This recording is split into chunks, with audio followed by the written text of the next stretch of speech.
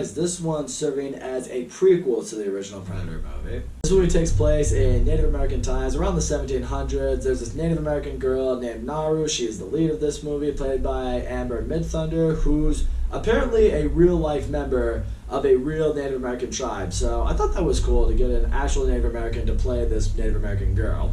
I'm not woke or anything like that. I just thought it was fitting. In her tribe, however, it's named in like the woman's day, and they weave clothes and they cook and everything like that. The men go out and hunt. She wants to go out and she wants to be a hunter. She typically tries tracking different animals and different targets with her dog assisting her along the way. And one day, while she's out attempting to get a major kill to bring back to the tribe to gain respect, she quickly begins to realize that there is something out there that's hunting people. She's not entirely sure what it is. She's not entirely sure how to bring it down. But we all know it's a Predator, and that doesn't mean good things. I love the original Predator. I think the original Predator is a classic action movie. It's a classic Arnold Schwarzenegger movie.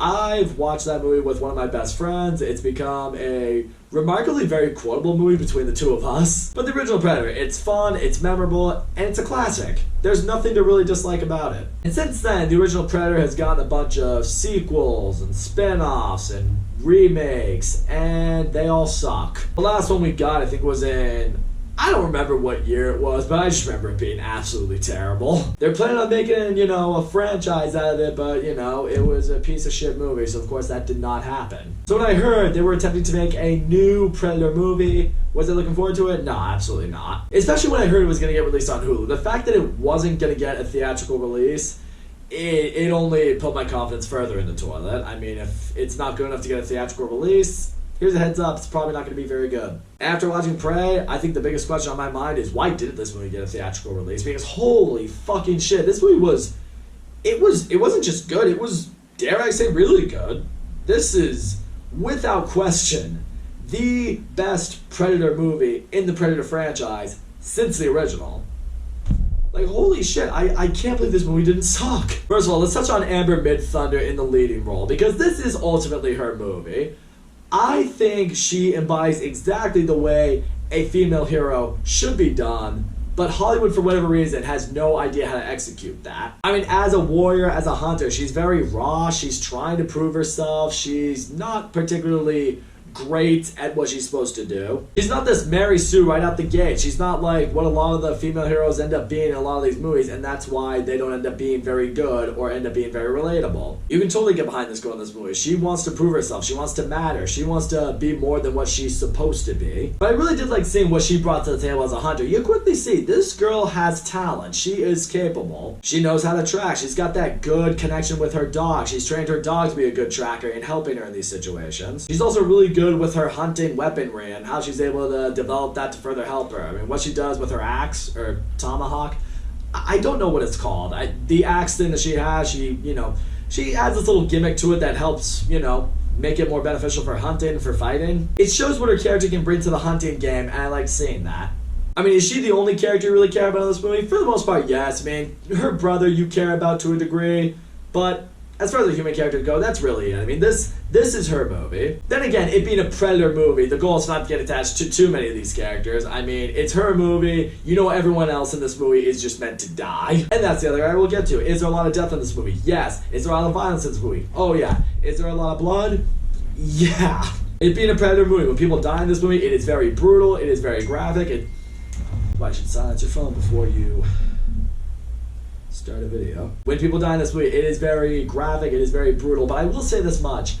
The movie does sometimes cut away from showing the complete brutality of it, which I did find a little interesting because the movie is rated R, so it's not like it's trying to be PG-13 and really hold anything back. So I did find it a little strange that it did censor itself a little bit with the violence. It's like right when someone, I don't know, gets something cleaved off or something like that, it's like immediately going to shift over to what happens next. I don't know, maybe there are limits for what you can show in a streaming movie, but I don't know, I just found that interesting. Also, I really did love the design with the Predator in this movie. I mean, the Predator does obviously look like it did back in, the Arnold Schwarzenegger movie, but I like what they did with its gear. It's not like completely high-tech gear right now. I mean, similar to the fact that this movie takes place like 200 years before the first Predator movie, it would, in a way, make sense that the Predator is fighting with some more ancient gear, if you will.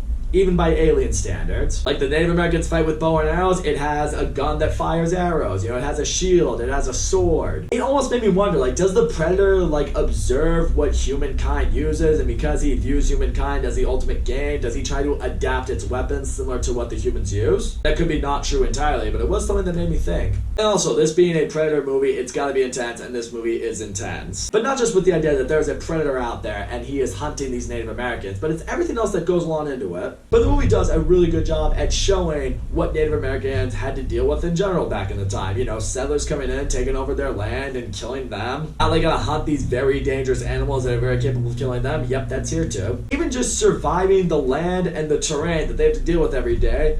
That's not a walk in the park either. All of it together makes for a lot of really intense shit that really had me on the edge of my seat. And what I thought was really remarkable about it is you didn't need the Predator to be in every scene of this movie to make it intense. And that's what I think has been such a problem with a lot of the previous Predator movies, is they rely on the Predator way too much. This movie, it didn't rely on the Predator as much. I think that's what made it so good and so unique in its own right. So all in all, Prey was finally a Predator movie done right. You get a great female character who's not a Mary Sue or an overpowered, just overly skilled female character. She's one that's done right and everyone can get behind. Has a lot of brutal, bloody violence and fights that, although I think some of the brutal violence was scaled back a little bit, but I don't know, maybe it's just because of the streaming rules or whatever it might be. Really intense scenes, a story that you can get behind. That dog added a lot to this movie. When intense shit is happening, the dog's in the area, you're immediately just wincing. It's like, do not kill the dog. Please don't kill the dog. And in the end, I'm starting to think maybe Predator didn't need sequels this whole time. Maybe a prequel was the right way to go. And finally, it has a worthy addition to its franchise. Never thought I'd say those words. Wish I could say the same about the Jurassic Park franchise. Oh, too soon? Probably. That's all I gotta say, guys. Thank you so much for watching my video. And as always, don't forget to leave a comment, like, subscribe. I'll see you all next time.